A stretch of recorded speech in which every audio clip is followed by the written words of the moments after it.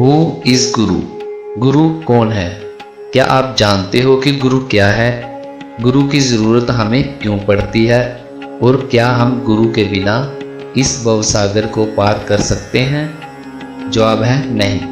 क्यों नहीं? क्योंकि दुनिया में हर चीज़ को सीखने के लिए गुरु की ज़रूरत पड़ती है। जब एक बच्चा पैदा होता है तो माँ उसका गुरु बन के उसे खाना पीना और उठना बैठना सिखाती है।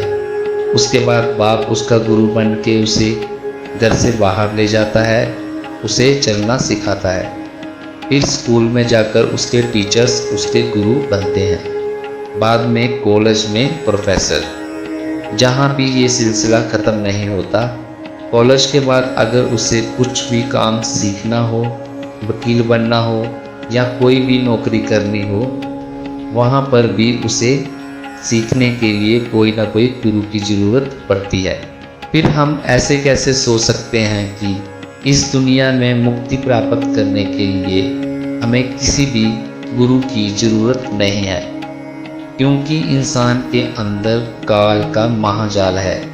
जो भी इस दुनिया में है उससे भी ज़्यादा और सुंदर चीज़ें हमारे अंदर हैं। इस दुनिया के अंदर तो हम अपनी अकल से मोह माया को छोड़ नहीं सकते, तो अंदर जाके आगे कैसे बढ़ सकते हैं?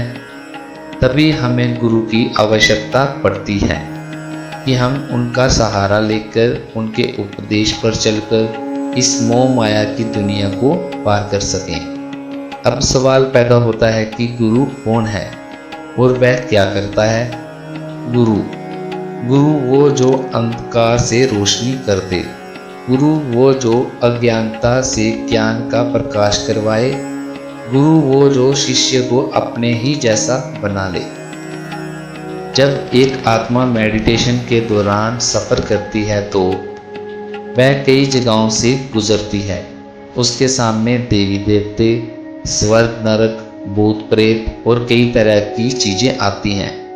उस वक़्त अगर हम गुरु से नाम लेके अंदर गए हैं तो वह हमारा कुछ भी नहीं बिगाड़ सकती, और ना ही हम भटकेंगे और ना डरेंगे, क्योंकि गुरु ने हमें पहले ही बताया होता है कि हम इन सब से कैसे बच सकते हैं। क्योंकि दो ही तरह के लोग होते हैं, दो ही तरह के लोग अंदर जाते हैं, मतलब कि मेडिटेशन करते हैं और आत्मा का सफ़र करते हैं। एक होते हैं निर्गुरे, जिनका गुरु नहीं होता।